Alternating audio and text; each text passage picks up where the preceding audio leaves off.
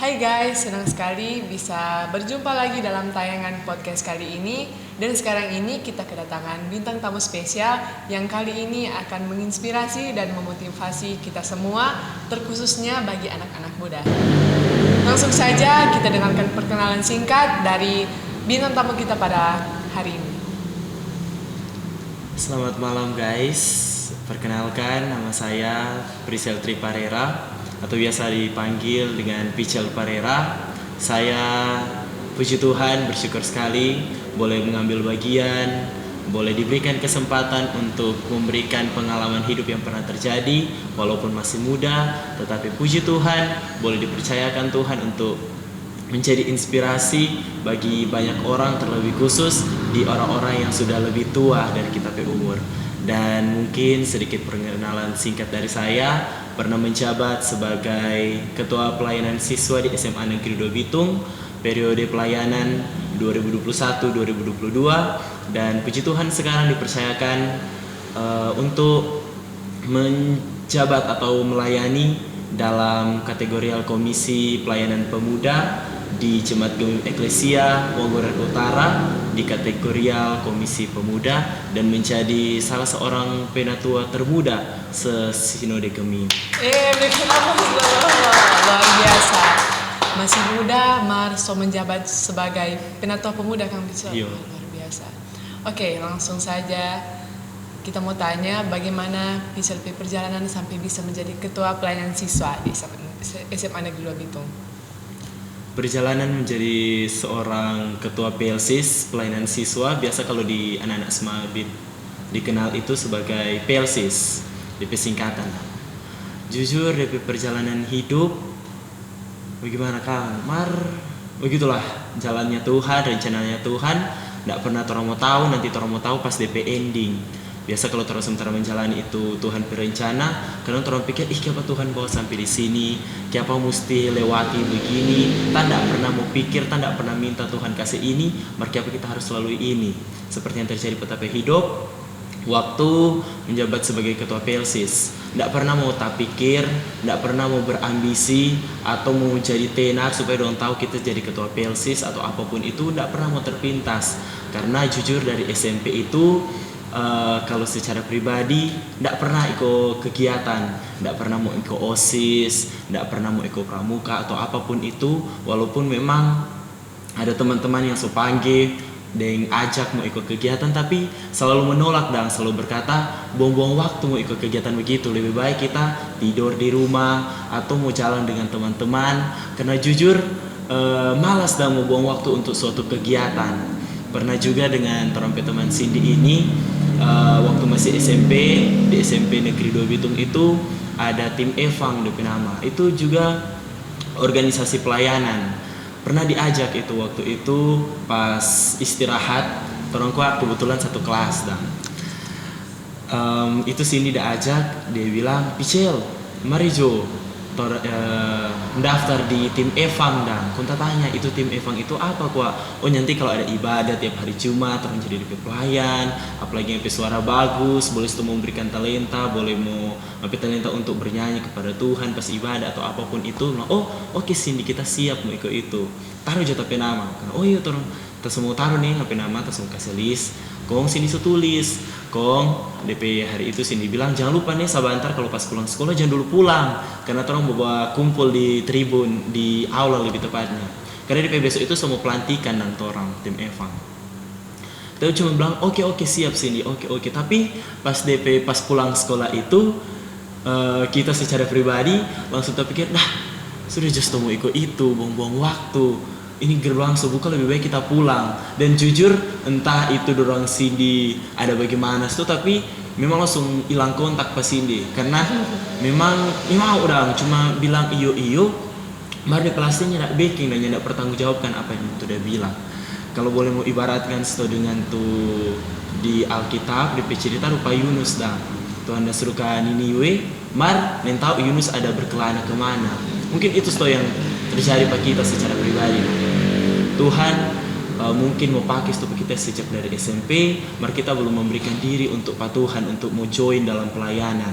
Jadi kita entah SMP itu kemana, mungkin juga bukan mungkin, mar memang dari SMP itu kalau mau beribadah nanti orang mau singgah baru mau datang atau apapun itu pokoknya tidak pernah mau memberi diri dalam pelayanan. Mungkin kalau mau dalam ibadah udah pas suruh ibadah MC suka iyo, tapi kalau untuk lebih daripada itu memang sulit karena berpikir tapi bidang bukan di sini, tapi bidang memang bukan di pelayanan ini. Tapi berjalannya seiring waktu di SMA Negeri 2 Bitung, sedikit story juga tidak pernah mau masuk di SMA Negeri 2 Bitung nah. Karena dulu waktu semua lulus SMP suka sekali mau cari suasana baru. Jadi kita ada mendaftar di SMA 1 Bitung di Semagir. Sampai ada beberapa teman-teman tolong backing tolong masuk di sini nih supaya kita mau suka suasana baru. Sampai teman-teman bilang, "Kenapa kau masuk di Semabit?" Kita bilang, "Dah, tadi malas mulai ngoni muka-muka, kita suka suasana baru dan." Jadi kita berkeras sekali mau masuk di Semagir. Cuma di saat itu kalau sesuai sonasi memang bikin DP Maps supaya untuk lebih dekat ke Semagir daripada Semabit. Tapi waktu di Semagir orang bilang DP operator bilang harus mendaftar 2 sekolah, jangan cuma 1. Jadi kita taruh Semagir daripada kita mau taruh di Danau Udu, jadi kita taruh di Semabit 1. Tapi pas DP hasil pengumuman, teman-teman dari Semabit tak kaget, tapi nama apa keluar di Semabit dan di papan itu di tengah lapangan udah taruh. Jadi dong bilang, "Lo picel ngapain nama di Semabit?" Bilang, "Kok mau masuk di Semagir?" Markia apa ngapain nama soal di Semabit dan masa lagi. Jadi cari di peling itu, buka di peling, iyo nama tak keluar di Semabit. Tapi mungkin itu jalannya Tuhan sampai siapa Tuhan mau panggil sampai ke Semabit kan.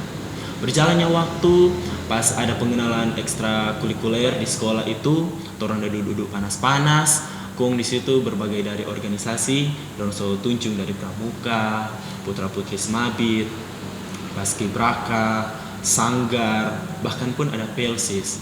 Jadi waktu udah perkenalan itu, kegiatan-kegiatan yang ada di sekolah cuma langsung terfokus di Pelsis. Tapi terfokus itu memang bukan bertujuan kita mau suka jadi ketua Pelsis atau kita suka tidak pernah mau berambisi jadi ketua Pelsis. Cuma suka kita mau masuk di Pelsis supaya kalau tiap ada ibadah mau jadi top, atau mungkin orang-orang mau kenal atau apapun itu. Tidak pernah mau terlintas di pikiran seperti itu.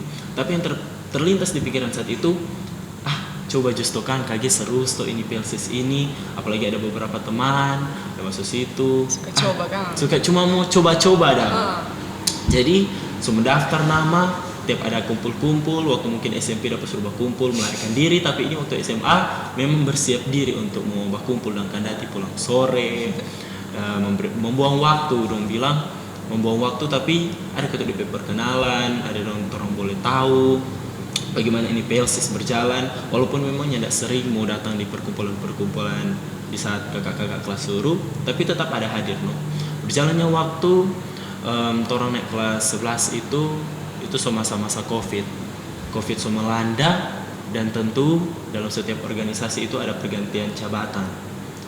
Di situ ada kakak kelas udah bilang, "Picel nanti calon nih jadi KWSB." Dorong belum bilang kok ketua itu, dorong cuma bilang calon menjadi anggota KWSB. Jadi di situ ada 3 paslon dengan DP pasangan masing-masing. Kita jujur mau tolak itu mau tolak rupa berat sekali sebenarnya hati suka mau bilang nyanda, cuman pas tuh mau bilang nyanda itu sulit sekali sampai dia bilang iyo siap. Jadi entah kenapa langsung dapat suruh siap no. Jadi nama tulis, ada DP pasangan calon, itu juga orang udah bikin video karena di saat itu sekolah Pak daring. Jadi untuk perkenalan orang organisasi dengan orang pasangan calon ini lewat video yang ada di akun IG Pelsis tentu. Jadi di situ perkenalan singkat. Jadi tidak pernah mau berpikir untuk menjadi ketua Pelsis. Yang penting memberi diri atau apapun itu. Memang DP mindset waktu SMA itu memang berubah. Waktu dari SMA dari SMP, DP pikiran di SMA berubah. Berjalannya waktu itu di saat ada pemilihan, orang ada lewat Zoom. Di situ ada anggota Pelsis dan OSIS, dan juga DP cara pemilihan itu lewat dari Google Form. Dari Google Form itu pernah langsung pilih nama-nama ini. Bertepatan di saat itu juga ini karena mungkin dari masuk SMA itu serupa memberi diri dalam pelayanan. Jadi ada latihan ada ibadah, kalau tidak salah ada ibadah pemuda setelah itu di gereja atau remaja, saya lupa lagi. Cuman ada ibadah no, kalau sementara latihan. Jadi di gereja itu sementara ribut-ribut dong, ada ribut-ribut dah latihan. Kono bilang, ada mau pemilihan, jadi so join Zoom. Cuman kamera mati, DP sound mati. Cuma dia bilang, kak kita ada di gereja ini. Kong, oke sudah. Nanti dia bilang, no Pichel buka dulu tuh Zoom. Oh iya buka. Mari dorang sementara bercerita, kita tidak dapat dengar karena jujur ribut sekali tuh. So keluar dari gereja tapi tetap DP musik ribut nah. Cuma dia senyum no. Jadi rupa agar sebenarnya orang-orang ogop-ogop dong bilang. Jadi cuma ada senyum angguk-angguk. Mari tahu apa tuh udah bilang. Nanti so ada masuk chat dia bilang, selamat nih ketua. Apa ini ketua ini? Kok nanti pas buka, forum pemilihan nomor urutan pertama kita dengan TP wakil Pascal terpilih dan berapa persen itu DP ada terpilih. Oke, orang dua jadi terpilih. Berjalannya waktu, so pelantikan sampai so diresmikan jadi DP ketua PLSIS. Oke, pengalaman Pichel menjadi ketua PLSIS. Pengalaman dari kegiatan kak. Iya. Kalau dari kegiatan waktu dari PLSIS banyak tentu, karena ini kan organisasi pelayanan, tentu terlibat dalam beribadah. Tapi di saat itu di 2021 itu kan masih COVID melanda. Di 2021 itu orang sistem ibadah beda, tidak sama dengan angkatan-angkatan lalu. Orang beribadah itu di lapangan. Iya. Kalau sekarang sebaiknya di lapangan, tapi di saat itu orang via online. Bagaimana orang mau menjangkau ini orang-orang untuk mau beribadah kepada Tuhan. Jadi tantangan sendiri. Apalagi di saat itu pernah waktu sebelum kita jadi ketua PLSIS ada angkatan sebelumnya, dorang sistem ibadah itu lewat live Instagram. Ya, live Instagram itu, tapi kalau mau lihat DP presentasi untuk orang baru beribadah itu cuma paling banyak 9-10 orang. Jadi waktu kita jadi ketua PLSIS kita tujuan pertama untuk menjangkau ini bagaimana ini siswa-siswa ini boleh mau datang beribadah sekalipun harus lewat via online. Jadi cari cara sampai mungkin dapat motivasi, tidak tahu bagaimana sampai ada download Telegram. Telegram itu kok sebenarnya cuma mau berubah Unidrakor. Cuman yang tahu bagaimana sampai tak masuk di grup saat teduh saat itu. Masuk di grup saat teduh, dorang tiap malam dorang mau share link di Zoom untuk mau beribadah bersama dan bersaat teduh bersama. Jadi kita ikut join, sampai tak pikir, gimana kalau terus beribadah terus lewat pakai aplikasi Zoom. Apalagi di saat itu banyak siswa-siswa dengan guru-guru, dorang via belajar lewat Google Meet dengan Zoom Meeting. Mari kita pikir lebih baik Zoom Meeting, karena kalau pakai Zoom Meeting itu boleh langsung sambung ke YouTube. Jadi sementara menunggu teman-teman mau beribadah bersama, dorang dari PLSIS boleh mau putar lagu rohani lewat YouTube. Dan puji Tuhan ada tantangan sendiri waktu udah mau beribadah itu. DP tantangan tersendiri itu di saat orang mau share ini link, karena orang di saat itu cuma memang ada grup di WA, grup PLSIS. Jadi kita bilang ke teman-teman PLSIS, orang mau ibadah hari Jumat ini lewat via Zoom itu orang jam 7 so mulai karena mau baku tabrak dengan jadwal pelajaran. Jadi DP malam Kamis itu jam 7 atau jam 8 malam so harus ada itu link, terserah mau bicara bagaimana, pokoknya ini link Zoom untuk dorang mau beribadah ini tersebar di grup kelas. Jadi itu adik-adik PLSIS, kakak-kakak koordinator, KWSB, semua turun tangan, dorang share itu link sampai dorang udah masuk tanpa izin ke grup-grup kelas. Terlebih ada yang tak masuk di dompe grup-grup tanpa guru, ada tanpa guru, ada dompe grup agama sendiri, dorang masuk di situ sampai ada beberapa guru agama pas dorang masuk share nih link, dorang bilang apa ini?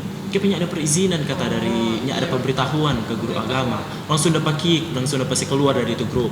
Kun kita pas dorong mengadu bilang, kak kenapa orang sudah pasti keluar dari grup, padahal ketu terus share nutu link kak. Kun tapi dalam hati pas lihat itu kenapa kak, padahal ketu cuma mau beribadah, cuma mau tapi pikir tuh pikiran dang cuma supaya ini teman-teman datang dan beribadah untuk walaupun lewat online. Kenapa kak sampai guru-guru agama kau mau tolak pada orang?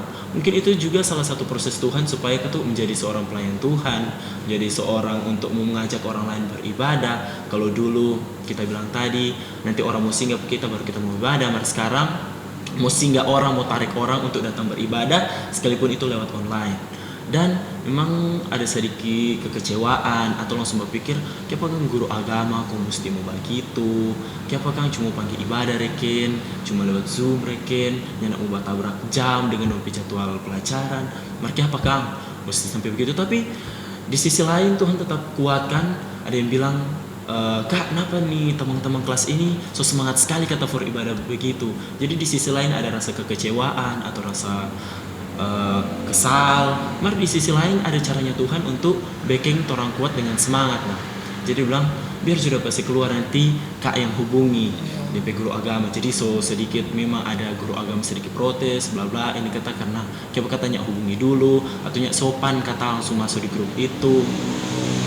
Tapi begitu loh DP waktu DP besok hari orang beribadah dan puji Tuhan sekali. Wah, kalau misalnya lewat live Instagram cuma 9-10 orang mau datang Mbak Uni. Mar lewat Zoom itu torang perdana itu sampai 200 mencapai 300 orang untuk beribadah. Mantap, ada dan kemajuan kan? Ada DP kemajuan. Memang DP kemajuan signifikan, tapi yang kita tidak tak pikir DP untuk DP kemajuan atau apapun itu, yang kita cuma pikir saat itu ini tamang-tamang ini mau datang ibadah. Cuma itu memang tuh motivasi untuk siapa mau bikin ibadah sekalipun lewat online. Cuma tak pikir penting nih teman-teman mau ibadah. Cuma itu tidak pernah mau tak pikir supaya orang tahu kita ketua PLC atau apapun. Tidak pernah mau tak pikir itu. Cuma pokoknya DP motivasi paling penting itu nih teman-teman mau datang ibadah sekalipun mungkin dong sabar komen jaringan atau apapun. Tapi puji Tuhan sampai habis orang boleh beribadah. Mantap sekali. Oke, bagi Pichel selama menjabat sebagai ketua PLC, event apa yang paling berkesan for Pichel? Event paling berkesan Bible Camp. Ada bikin kegiatan Bible Camp ini memang jadi pengalaman yang paling luar biasa, paling sangat-sangat berkesan karena dari Bible Camp ini boleh tahu itu karakter dari teman-teman sepelayanan, boleh tahu bagaimana itu cara berorganisasi. Tentu dalam waktu bikin kegiatan Bible Camp ini banyak sekali banyak persiapan deng pasti banyak dana yang mau keluar. Torang di saat itu anggota PLC saat itu torang ndak ada kisi-kisi atau ndak pernah ikut kegiatan Bible Camp sebelumnya. Ada 2 orang yang ikut kegiatan Bible Camp tapi ndak jadi panitia dan cuman rupa jadi seksi konsumsi, ndak jadi panitia inti. Jadi pas tanya pada orang bagaimana dengan di kegiatan Bible Camp, orang cuma jawab samar-samar deng torang kuat. Kalau di saat itu mau bertanya pas senior rupa ada di senioritas di saat itu. Jadi orang kalau mau bertanya pas senior memang rasa terintimidasi dong bilang. Rasa terintimidasi, rasa takut mau bertanya pas senior. Jadi orang cari tahu sendiri bagaimana itu kegiatan Bible Camp. Udah cari bagaimana di struktur kegiatan, tanya Pak Enci, orang cari tahu sendiri, orang bikin sendiri. Berjalannya waktu, terus bikin bentuk ke panitia Bible Camp, terus mulai cari dana. Dari cari dana itu ada kesan-kesan sendiri. Mulai dari hari pertama dia cari dana memang DP orang, so semua anggota ada datang sampai DP tiap hari. So semakin menurun, apalagi di saat itu di tahun lalu tahun bikin itu kegiatan Bible Camp di bulan November, DP kegiatan di akhir-akhir November. Dan cari dana itu di masa-masa Covid. Di masa-masa Covid itu keuangan mungkin agak sedikit menurun untuk beberapa orang, ekonomi menurun. Di kegiatan Bible Camp itu juga torang di masa-masa Covid mungkin orang berpikir aduh bagaimana Kang ini Covid kageli dorang mau beli tompe cari dana, tapi itulah Tuhan di mana orang ada mau tujuan untuk memuliakan nama Tuhan, bukan terompe kemuliaan, bukan terompe kemuliaan pribadi. Pasti Tuhan ada mau buka jalan dengan tanpa orang mau tak pikir sebelumnya atau tanpa orang mau bayangkan sebelumnya. Pasti Tuhan sediakan jalan. Nah, berjalannya kegiatan Bible Camp ini, kalau menurut dari kakak-kakak angkatan lalu bilang bikin kegiatan Bible Camp ini minimal DP pencarian dana itu 3 bulan, batas 3 bulan. Tapi orang di saat itu memang sudah pakai kisi-kisi, sudah pemberitahuan dari pembina di awal-awal Agustus kata boleh mulai cari dana untuk mau kegiatan Bible Camp. Tapi pas di bulan Agustus di tahun lalu itu kan orang sekolah memang 1 bulan itu lockdown karena COVID naik. Jadi berarti tidak jadi Bible Camp di Patrompe Angkatan. Pas di awal-awal September, Trompe pembina bilang, PLC cari dana Jo, terus mau bikin kegiatan Bible Camp. Jadi orang penitia langsung, bagaimana ini? Kenapa mendadak sekali? Kakak bilang kalau untuk mau kegiatan Bible Camp ini 3 bulan DP pelaksanaan untuk cari dana minimal. Paling maksimal itu 6 bulan. Sedangkan orang di saat itu cari dana hanya 1,5 bulan, tidak sampai 2 bulan.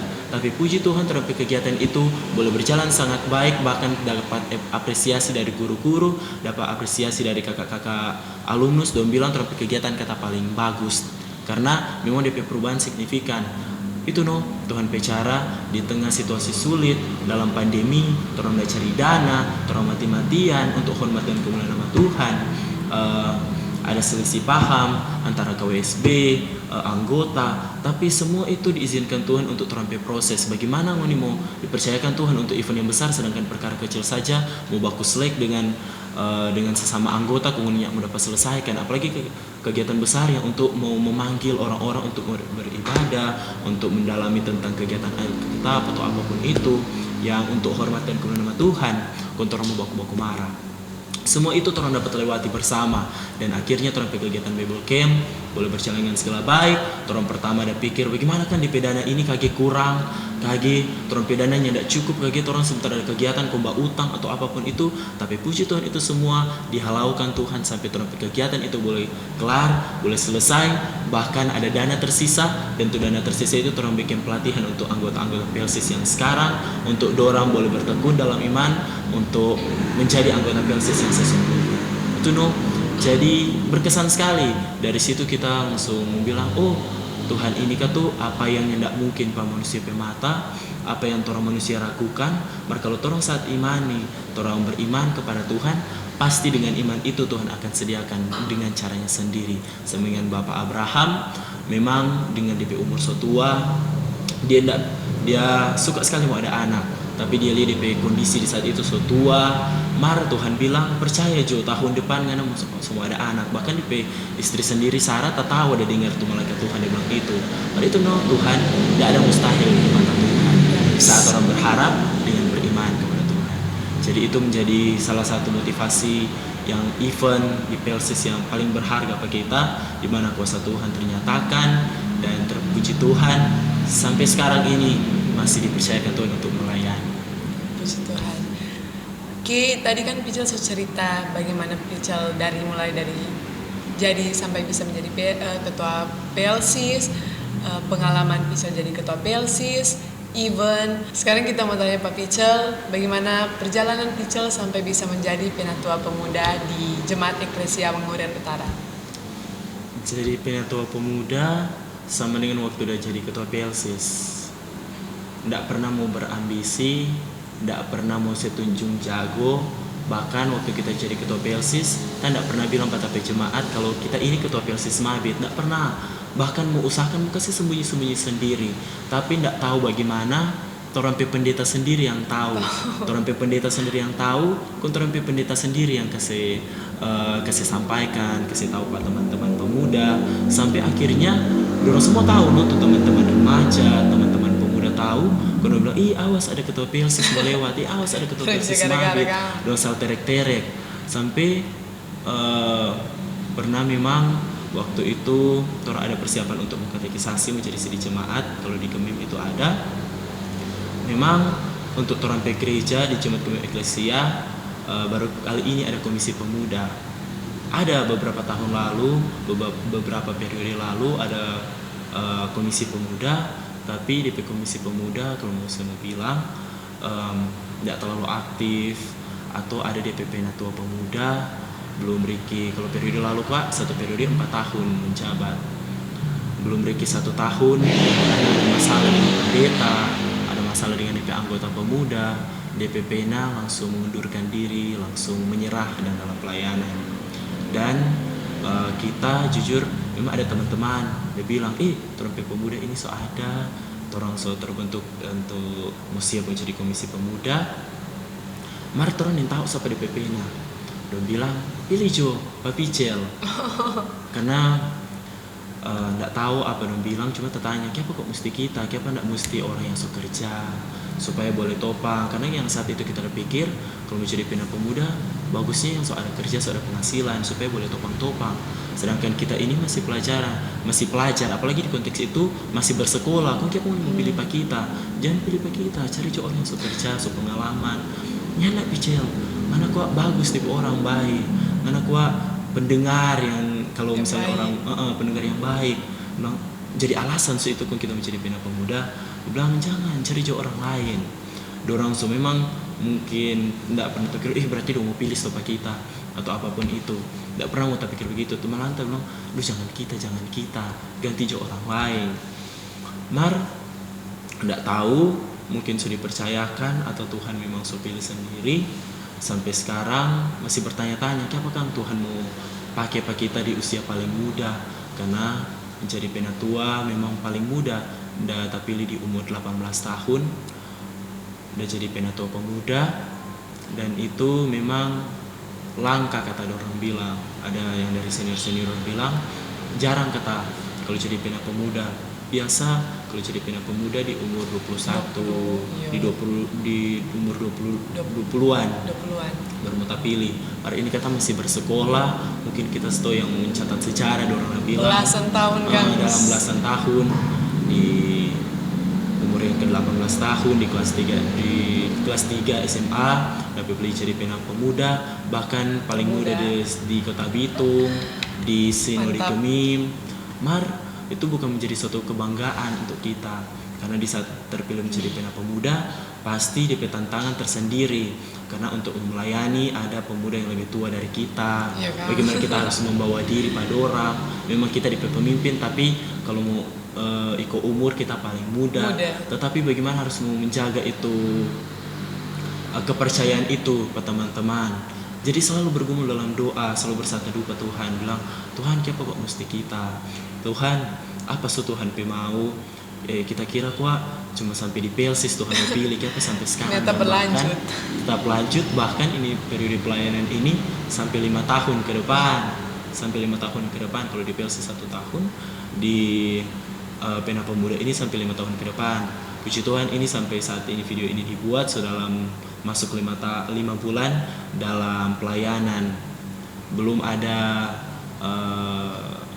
pergumulan atau apa yang Tuhan kasih, tapi yang kita percaya dalam 5 tahun itu pasti ada suatu titik di mana Tuhan mau tegur dengan keras atau Tuhan mau uji dengan keras, karena kita serasa di PLSIS dalam pelayanan itu bahkan pasti ada DP tantangan tersendiri.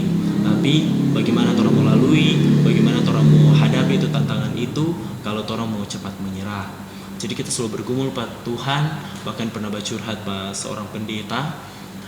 Tuh pendeta bilang, pendeta, kenapa kok mesti kita Kang? Kenapa kok enggak mesti orang lain? Kita kok paling muda, kita nih tahu gimana ke depannya, apalagi patron gereja ini baru kali ini ada komisi pemuda terbentuk kembali. Kita nih tahu bagaimana berjalan cerita, kita nih tahu enggak pernah ada bayang-bayang. Kalau di gereja-gereja lain, kalau orang mau sharing-sharing, mau tanya-tanya, orang PP-na boleh bertanya pada orang PP-na yang sudah tak pilih dah. Kita mesti mau bertanya pas apa, mau bertanya pada teman-teman sewilayah mungkin boleh, tapi setidaknya ada orang yang lebih dekat dengan kita, yang lebih berpengalaman. Tapi mungkin itu menjadi alasan untuk di saat kita waktu pertama kali itu terpilih. Banyak lah sampai guru-guru semabit, orang-orang terdekat dia bilang, selamat ya jadi penatua termuda. Itu kata jadi suatu kebanggaan sekali. Untuk kita pribadi itu mungkin cuman bonusnya Tuhan dah kasih, karena sejatinya yang Tuhan dah kasih itu bagaimana mau rangkul ini anak-anak muda. Apalagi kalau orang mau tahu anak-anak muda kadang dorang pe pikiran atau dorang pe emosi kadang itunya tidak stabil. Kalau orang mau bilang ini mungkin di muka patoran dorang mau dengar, tapi di belakang patoran entah bagaimana, apa dorang hujat atau apa. Tapi orang pe pendeta bilang apapun yang orang hadapi dalam pelayanan itu tetap berpikiran positif. Walaupun DP negatif paling banyak yang orang dapat, tapi itu tanamkan pikiran positif itu harus ada. Mungkin orang dengar dari orang lain, orang pe teman pemuda atau anggota pemuda ini bercerita jahat, tapi orang harus tetap tanamkan tuh pikiran positif. Dia ini tapi anggota pemuda, kita tetap harus topang pada dia, kita harus tetap doakan pada dia. Jadi setiap malam itu selalu mendoakan teman-teman pemuda. Jadi untuk menjadi seorang pena pemuda sama dengan Timotius, dorang bilang kita kata Timotius semasa kini, karena walaupun masih muda, mari kita pilih jadi pena pemuda, boleh melayani di orang-orang yang sudah tua, bapak ibu. Sama dengan Timotius, dia Rasul Paulus persiapan untuk menjadi pelayan Tuhan dimanapun jemaat yang dia mau pergi. Mungkin dorang bilang kita kata Timotius masa sekarang, jadi harus jadi teladan lah, tapi perkataan, lewat tapi tindak laku, lewat tapi tutur kata, itu harus menjadi teladan dan harus motivasi, jangan jadi batu sandungan. Dan itu tetap kita pertahankan dalam doa. Kita selalu bilang Tuhan, berat sekali menjadi pena pemuda, harus menjadi teladan, tapi tidak laku memang harus mencerminkan yang baik. Jangan kalau kita mau jadi batu sandungan ke orang lain, apalagi kalau kita berkhotbah. Tentu kalau kita berkhotbah kita harus bertanggungjawabkan apa yang kita bilang. Jangan cuma tahu bilang tahu backing. Jadi kita selalu bergumul dalam doa dan bilang Tuhan kuatkan dan mampukan kita. Di saat mungkin kita so sombong, di saat atau mungkin kita so egois atau so menyimpang dari yang Tuhan harapkan, tegur dan harik kita dengan keras supaya kita boleh sadar tapi posisi ini hanya pelayan Tuhan, hanya untuk hormat dan kemuliaan nama Tuhan, bukan untuk tapi hormat pribadi.